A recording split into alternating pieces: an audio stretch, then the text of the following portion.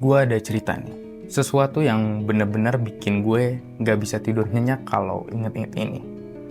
Ini kisah nyata, kejadiannya tuh belum terlalu lama lah, sekitar 2017 di Jepang.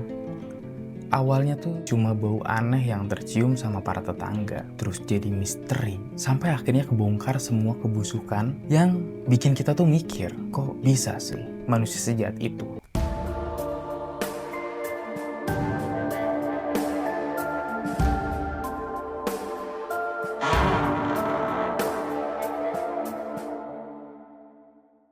Jadi gini, di sebuah kota kecil bernama Zama, ada apartemen-apartemen biasa. Isinya tuh ya orang-orang normal juga, orang-orang biasa gitu. Tapi mulai sekitar bulan Agustus 2017, tetangga-tetangga di salah satu gedung itu mulai nyium bau aneh. Awalnya samar aja kayak bau sampah yang udah numpuk. Atau mungkin bangkai hewan. Mungkin pikir mereka tuh kayak, paling bangkai tikus. Tapi bau itu nggak hilang-hilang. Malah makin hari makin kuat, makin nusuk hidung. Baunya itu bau busuk yang beda lah pokoknya, bikin mual. Nah, kita simpen dulu nih apartemen dengan bau busuk itu. Yang jelas, bau itu jadi petunjuk pertama. Adanya sesuatu yang nggak beres di sana. Terus kita lompat ke kota lain. Di waktu yang bersamaan, di kota lain itu, di kota Hachioji, ada sebuah keluarga yang panik karena anak gadis mereka yang bernama Aiko Tamura umur 23 tahun tiba-tiba menghilang. Yang diketahui nih si cewek ini atau Aiko ini emang lagi depresi berat, dan yang bikin keluarganya makin khawatir, dia sempat nge-tweet sesuatu yang mengerikan. Jadi dia nyari orang buat bunuh diri bersama. Polisi pun mulai nyelidikin. Mereka ngelacak semua jejak digitalnya si Aiko. Dan dari situ, mereka nemuin sebuah petunjuk kalau Aiko nih terakhir kali berinteraksi sama beberapa akun Twitter misterius. Akun-akun itu tuh nawarin bantuan buat orang-orang yang punya niat bunuh diri. Mereka ngaku bisa mengakhiri penderitaan bersama. Anjir lah ya di Jepang, ada aja akun-akun beginian. Penyelidikan polisi makin mengerucut. Mereka nemuin kalau Aiko itu ternyata sempat berkomunikasi sama salah satu akun misterius itu dengan username Hanging Pro. Dari situ, polisi dibantu oleh keluarga Aiko. Mereka melakukan penyamaran. Mereka membuat akun Twitter yang mirip banget sama korban-korban sebelumnya. Ngaku depresi lah, pengen bunuh diri lah. Tujuannya ini nih buat mancing si pelaku atau si Hanging Pro ini nih. Dan bener aja, si akun misterius itu, si Hanging Pro itu nyamber nge-DM, dia ngajak ketemuan. Ngomongnya sih kurang lebih, aku bisa bantu kamu mati tanpa rasa sakit. Mari kita mati bersama. Wow, stres sih anjir. Nah dia nih nggak tahu nih, yang diajak ngobrol itu sebenarnya ya jebakan. Dan si Hanging Pro ini ngajak ketemuan di apartemen Zama. Apartemen yang udah kita bahas tadi di awal nih, yang mengeluarkan aroma busuk. Ketika lokasi sudah terungkap oleh kepolisian, polisi ini langsung bertindak.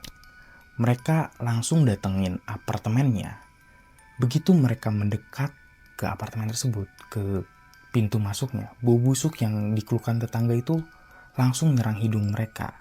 Makin dekat ke pintu apartemen si cowok itu, baunya tuh makin gak karuan lah. Polisi masuk dan berhasil menangkap si Hanging Pro itu. Dan lo gak akan percaya apa yang polisi temuin di dalam. Apartemen yang kecil itu penuh sesak, tapi bukan sama barang-barang normal, tapi sama pendingin dan peti-peti yang dijejelin di mana-mana.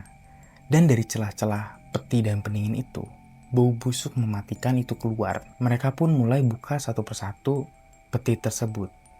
Dan disitulah horor yang sebenarnya terungkap. Dalam peti-peti itu, bukan hanya mayat Aiko, tapi ada 8 mayat manusia lainnya. Jadi total ada 9 yang udah dimutilasi habis-habisan. Mayat itu dipotong-potong jadi 240 bagian. Anjir lah, ngeri banget ya. Dan Buat nutupin bau busuknya, si pelaku itu nutupin mayat-mayat itu pakai pasir kotoran kucing. Bayangin, seberapa gila otak orang ini. Melihat ini, para polisi langsung pucat. Ini bukan cuma kasus orang hilang. Ini adalah tempat pembantaian massal yang tersembunyi. Jadi, siapa sebenarnya si pelaku yang tinggal di apartemen ini? Namanya adalah Takahiro Shiraishi. Umurnya 27 tahun. Cowok yang dari luar kelihatannya ya B aja gitu. Pendiam, gak menonjol. Tapi ternyata dia menyimpan banyak misteri. Dari kecil nih, dia tuh udah punya kebiasaan yang aneh.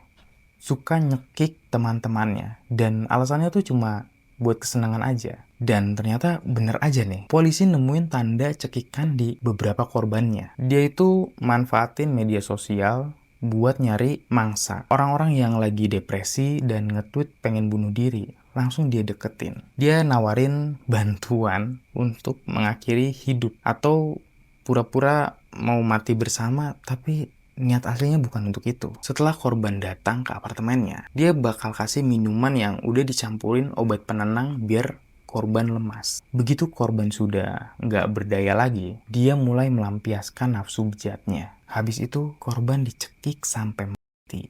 Baru dimutasi dan barang-barang mereka dirampas. Jadi itulah motif sebenarnya dari si Takahiro Shiraishi. Dari semua pembunuhan gila yang sudah dia lakukan, dia mengakui kalau dia nih gak nyesal sama sekali.